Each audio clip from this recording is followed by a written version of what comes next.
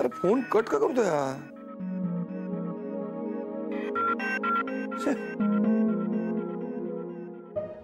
काय झालं काका? अरे तू आहेस कुठे? तू फोन कट का करतोयस? मी तुला मागापासून फोन करतोय. ऑफिस मध्येच येत होतो ना. अरे मग फोन उचलायचा आणि सांगायचं ना ऑफिस मध्ये पोहोचतोय म्हणून. सॉरी. काय झालंय? घरी काय झालं? केतकर काका ठीक आहेत ना? समजवलं सगळेजण?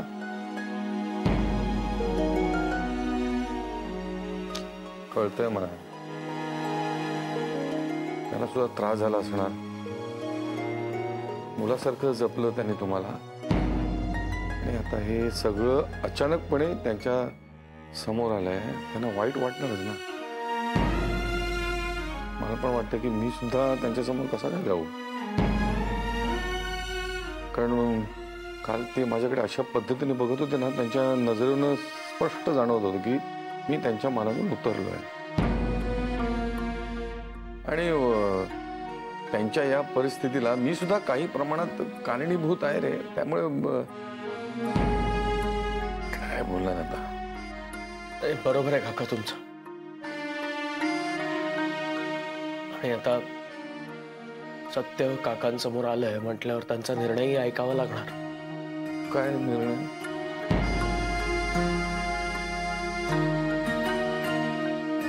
लवकरात लवकर घर सोडायला सांगितलं. अरे काय बोलतोस काय तू? तुम्ही जाणार कुठे? कुठे राहणार? एवढ्या शॉर्ट नोटीसवर तुम्हाला कुठेही जागा मिळणार नाही. आणि तुम्ही विरारला गेला तर तिथे आणखीन दगदग होईल. या सगळ्यांचा काहीही विचार केलेला नाही. आणि बघू ना, जे व्हायचं ते होईल. फक्त काका बरं एका गोष्टीचं वाटतंय की केतकर काकांपासून आता काही लपून राहिलेलं नाही.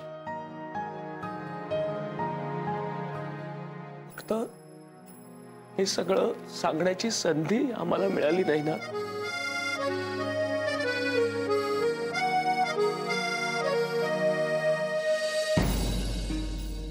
आदिती आली. काही नाही. तिचा चेहरा पण उतरलाय. आधीच एवढ्या मोठ्या धक्क्यातून सावरले, आता हे आणखीन मोठं संकट. संकट आली ना की सगळी एकत्र येतात. बरोबर आहे तुझा. तर आणखी एक संकट येणार आहे. म्हणजे ते नवऱ्यांचा SMS आला होता. त्यांनी सगळे अकाउंट्स डिटेल्स रेडी ठेवायला सांगितले. सर परत आलेत. काय? अविनाश सर परत आलेत? आणि मला आता टेन्शन आलंय की हा घडलेला प्रकार जर त्यांना कळला तर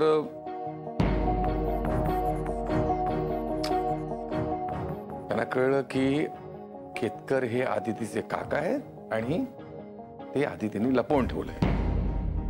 तुला माहिती आहे ना, खोटं बोललेलं त्यांना सहन होत नाही. आणि आपल्या ऑफिसमध्ये अशी बरीच माणसं आहेत की त्यांना वाटत असेल की कधी एकदा ही गोष्ट सरांच्या कानावर घालतोय.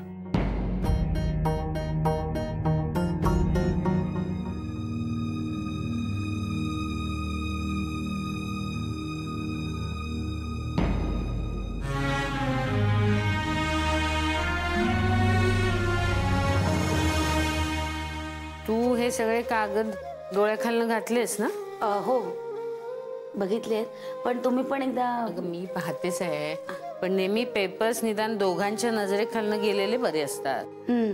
बघितलेत मी. आऊ काय ग? नाही, मी असं म्हणत होते की अविनाश सर यावेळेस लवकर आले ना टूरवरून.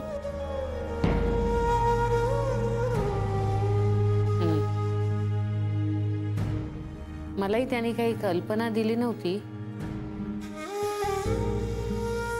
काल अचानक फोन आला, आलो एअरपोर्टवर, घरी येतो म्हणून. पण मी काही विचारलं नाही.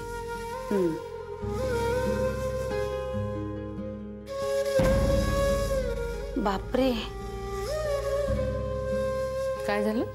नाही, अविनाश सरांना काही कळणार नाही ना? कशाबद्दल? हेच आदिती आणि तिच्या काकांबद्दल. म्हणजे आदितीने सांगितलं नाही ना आधी की दीनानाथ केतकर हेच तिचे काका आहेत. आणि आता हे जर अविनाश सरांना कळलं तर मी काही अविनाशशी खोटं बोलणार नाही.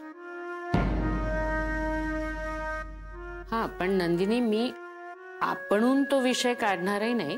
हां. पण अविनाश कसा रिॲक्ट होईल माहित नाही मला. परमेश्वरा, त्याला खोटं अजिबात चालत नाही.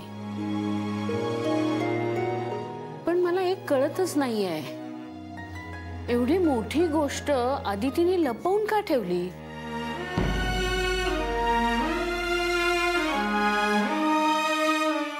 कारण ती तशीच आहे.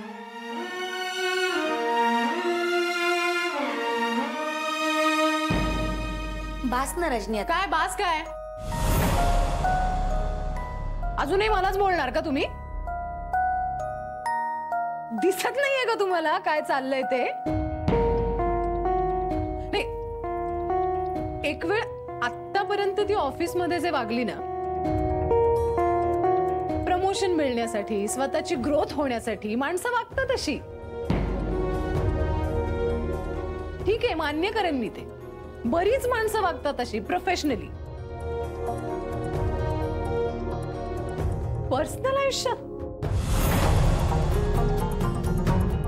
पर्सनल आयुष्यात ही अशी लपवाछपवी. तुम्ही ठेवा तिच्यावरच विश्वास. काय अमित,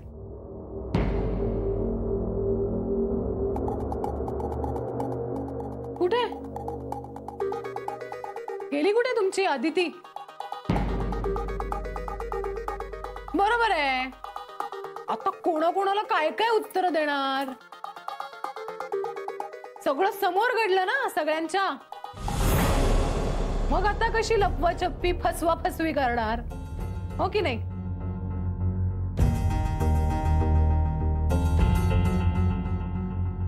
मला त्या काकांची काळजी वाटते. तिच्या अशा वागण्यामुळेच झाले असतील ते असे. चिडचिड होत असेल, संताप होत असेल त्यांचा हिच्या या अशा वागण्यामुळे. त्यामुळेच असे विक्षिप्त झाले असतील ते. रजनी, अगं जाऊ दे ना, आपल्याला काय करायचंय? का असं कसं सोडू? आपणच सगळे आय मीन तुम्हीच सगळे एवढं कौतुक करत असताना तिचं. आदिती अशी आहे, आदिती तशी आहे, आदिती किती चांगली आहे, आदिती किती हुशार आहे. कळलं ना आदिती खरी कशी आहे? का शांत का आता सगळे? बोला की. आदितीचे काका हे आऊंचे मित्र आहेत, हे तिने का लपवलं? ए रजनी, हे बघ, कधी विषय निघाला नाही म्हणून.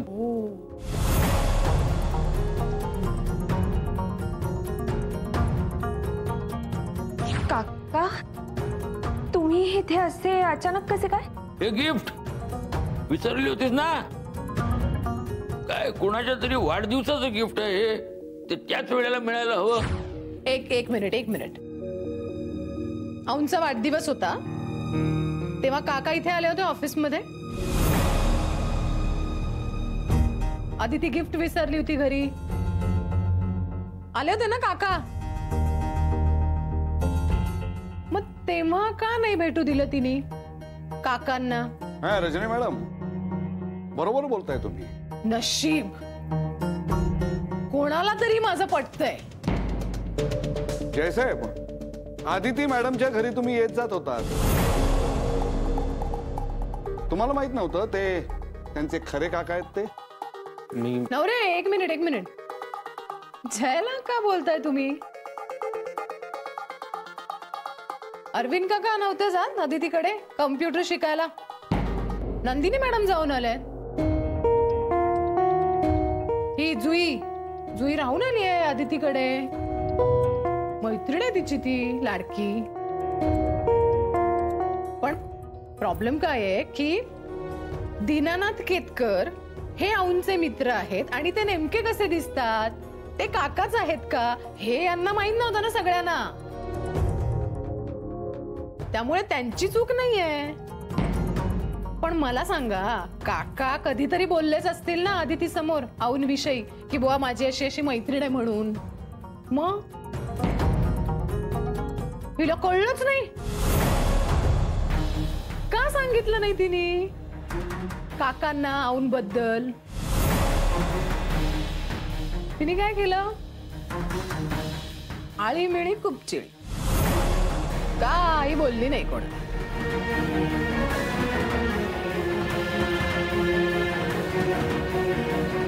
आता या सरांना कळायलाच हवं. पुढचं का सरांना कशाला सांगायचं? का नाही सांगायचं? सरांना पण फार कौतुक आहे तिचं, तुम्हाला आहे तसं. सतत बोलत असता ना तुम्ही मला तिच्यामुळेच. सरांचा फार विश्वास आहे अदितीवर. मग त्यांना कळायला नको की ह्या अदिती मॅडम विश्वासघात करण्यात एक्सपर्ट आहेत.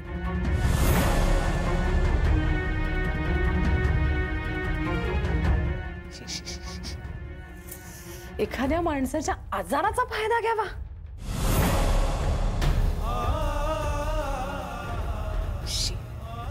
डिस्गस्टिंग.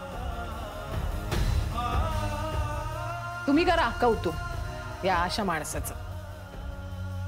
अजून काय काय लपवून ठेवलंय देव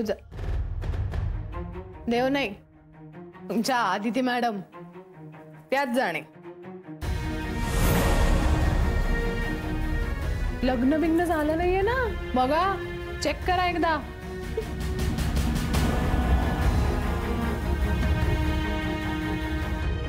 त्या नवऱ्याला समोर आणून उभं करायला आपल्या. हा माझा नवरा.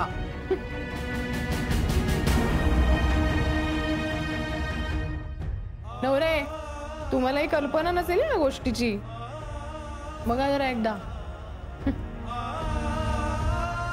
काय काय सरप्राइजेस देणार आहेत अदिती मॅडम. मला तर आता प्रश्न पडलाय की नेमकं विक्षिप्त कोण आहे, अदिती मॅडम की त्यांचे काका? नेमकी सायकियाट्रिस्टची गरज कोणाला आहे? का दोघंही विक्षिप्त आहेत?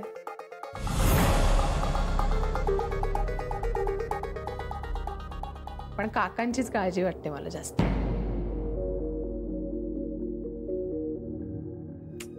बिचारे. नाही, कारण ही जर अशीच वागत राहिली तर काका काही बरे होतील असं मला वाटत नाही. रजनी,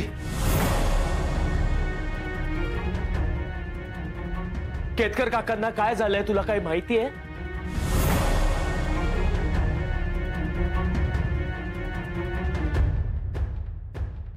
माहितीये का तुला काही?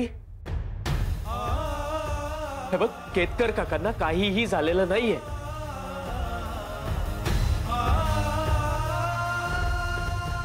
आणि त्यांच्याबद्दल ना कुणीही काहीही चुकीचं बोलू नका प्लीज.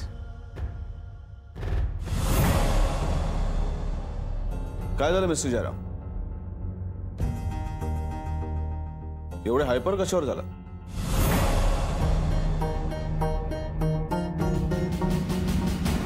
काय झालं मिस्टर जयराम? नाही, एवढ्या मोठ्या आवाजात तुम्ही बोलत होतात. काय झालंय? काय घडलंय?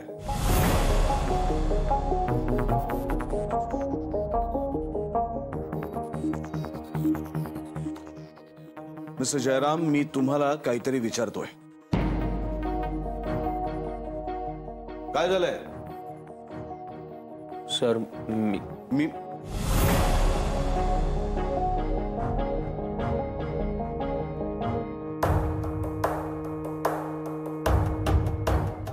दाभोळकर, तब्येत कशी आहे तुमची? Okay sir. आता पण आरामाची गरज असेल ना तुम्हाला. मग तुम्ही ऑफिसला का आलात?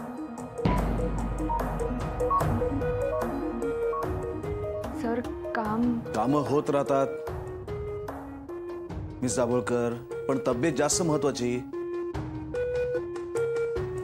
तुम्हाला कल्पना आहे का त्या ऍक्सिडेंट नंतर तुमची काय अवस्था झाली होती? अहो, अपघाताचा केवढा धक्का बसला होता तुम्हाला. कुठल्याही प्रकारची शुद्ध नव्हती तुम्हाला. हे बघा मिस दाभोळकर, ऑफिस मधली कामं होत राहतील. ऑफिसमध्ये एवढा आपला स्टाफ आहे, तुम्ही जरा आराम करा. मिस दाभोळकर, तुमचा चेहरा असा का झालाय?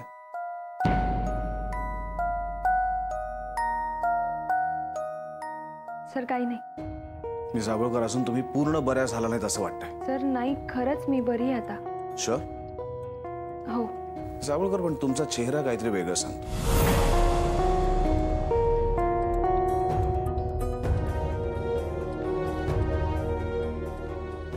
नाही, काही सांगण्याची गरज नाही. मला माहितीये काय झालंय. हे सगळं झालंय हे विकनेसमुळे. आणि अशा कंडिशन मध्ये तुम्ही कामाला प्रायोरिटी देताय. नाही, चांगलं आहे, पण तुम्ही स्वतःची काळजी घ्यायला पाहिजे मिस दाभोळकर.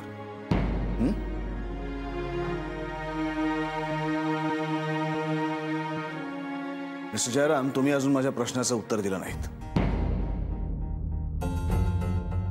तुम्ही एवढे मगाशी कशावरती चिडला होतात? का चिडला होतात? काय झालं? कोण चुकीचं बोलतोय? कोणाबद्दल बोलतोय? अरे अविनाश, तू कधी आलास? आता जस्ट. मग काय बाहेरच का थांबलायस? चल ना आत चल. हो.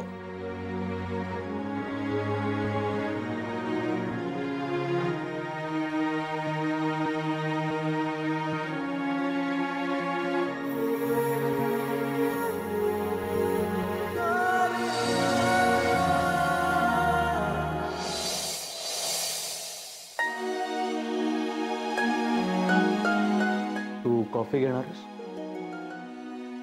नको. जे आता सरही आले, आता काय करायचंय आपण? मलाही काही कळत नाहीये ग. त्यात आता हे नवीन घर शोधावं लागणार.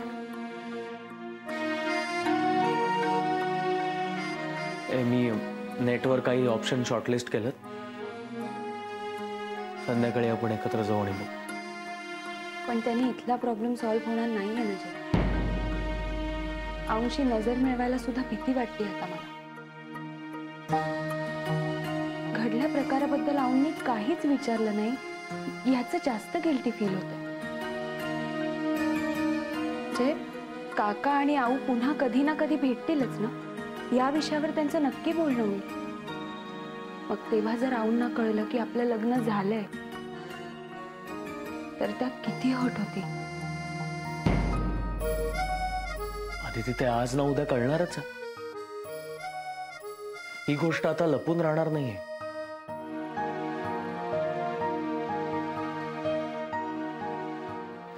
मला ना काही कळत नाही काय चाललंय आपल्या आयुष्यात. आणि आता ना पुरे झालं सगळं. नाही, मला काकांपासून आपण दूर जातो याचं वाईट वाटतच आहे, पण कुठेतरी मन हलकं झाल्यासारखंही वाटतंय. कारण काकांपासून आता काहीही लपून राहिलेलं नाही. हे मला नकोसं झालंय का हे सगळं? मला ना या सगळ्यातनं बाहेर पडावं असं वाटतंय तिथे. जय, मला काय वाटतंय माहितीये, आऊंनी आपल्याशी बोलण्याची वाट न बघता आपण स्वतः जाऊन त्यांच्याशी बोलूया, त्यांना सॉरी म्हणूया. केतकर काकाच माझे काका आहेत हे मी आऊंपासून लपवलं म्हणून त्यांना किती वाईट वाटलं असेल. जय, त्यांच्याशी जाऊन बोलायलाच हवं. मला हे सगळं पटतंय, पण आता आऊ माफ नाही करणार आपल्याला. करतील? आपण आपल्याकडून प्रयत्न करून बघायला काय हरकत आहे? मी जाऊन आऊंशी बोलते.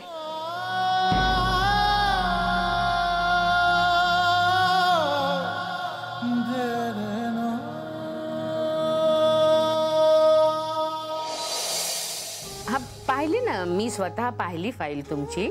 तुमच्या कंपनीच्या टूरसाठी आपण वेगळं नवीन पॅकेज तयार करू.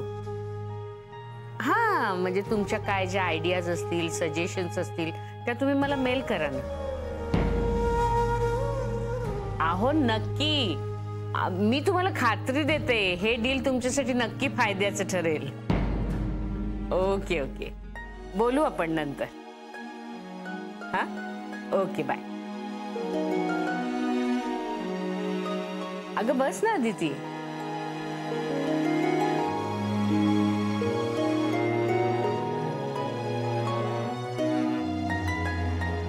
मला तुमच्याशी जरा बोलायचंय आऊ.